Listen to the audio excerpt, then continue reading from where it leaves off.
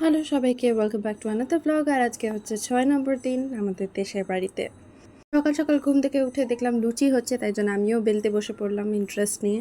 তারপরে মাইমা একটু মেয়েকে নিয়ে খেলা করছিল আর আমরা লুচি টুচি বেলে টেলে নিলাম। কিছুটা বেলেই আমাকে উঠে পড়তে হয়েছিল, যেহেতু আমার খাওয়া দাওয়া হয়নি আর দিদা বকছিল যে সকাল সকাল খেয়ে নিতে হয় এই সময়।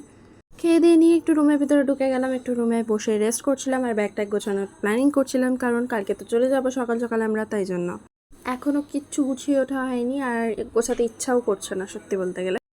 কি করে যে এই 6টা দিন কেটে গেল সত্যি বুঝতে পারছি না। মনে হচ্ছে যেন এক্ষুনি এসছিলাম, এক্ষুনি চলে যেতে বলছে কেউ। খুব রাগ উঠছে মাথার মধ্যে। আর কয়েকটা দিন হয়তো থেকে গেলে আরও বেশি ভালো হতো। তার মধ্যে এবার রেডি হয়ে যেতে হলো, কারণ আমাদের যেতে হবে আজকে হচ্ছে ডান্নে। ডান্নে হচ্ছে আমার শ্বশুর বাড়ি, অরিজিনাল শ্বশুর মানে বাবার অরিজিনাল বাড়ি, যেখানে হচ্ছে ঠাম্মা থাকে। আর এই যে মন্দির, গৌরাঙ্গ মন্দির, এখানে আগে আমরা প্রণাম করে নিলাম। আমার মেয়েকে নিয়ে মা গেছে ওখানে পুজো দিতে। আর যেহেতু আমার খাওয়া শাড়ি ছিল তাই জন্য আমি আর উঠিনি, তবে বাইরে থেকে প্রণাম করেছি আর মন্দির দর্শনও করেছি। তারপর মায়ের পুজো দিতে দিতে আমি একটু মন্দিরটাকে ঘুরে ঘুরে দেখছি। আগের বারে যখন মন্দিরটা এসেছিলাম তখন পুরো ডিফারেন্ট ছিল মন্দিরটা। ঘুরে ঘুরে চলে এলাম ফেরত বাড়িতে, আর আবার মুষলধারে বৃষ্টি শুরু হয়ে গেল। আসার পর থেকে একদিন ছাড়া প্রতিদিনই বৃষ্টি হয়েছে প্রায়।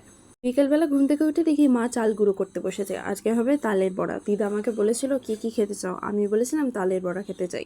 তার মধ্যেই মামা নিয়ে চলে এসেছে বাজার থেকে কেক। আজকে রাজের বার্থডে সেলিব্রেট হবে, যেটা অনেকদিন আগেই হয়ে গেছে অলরেডি। বাংলার 5 তারিখে ছিল ওর জন্মদিন, বাট ওই দিন ও কেক কাটিং করেনি, যেহেতু আমরা তার কিছুদিন পরেই আসছিলাম, তাই জন্য ওরা ভাবলো যে ওয়েট করে নিক, আমরা গেলে তবে কেক কাটবে। তারপর হলো গিয়ে আমাদের কেক কাটিং, যেখানে কি কেউই রেডি হয়নি আমরা।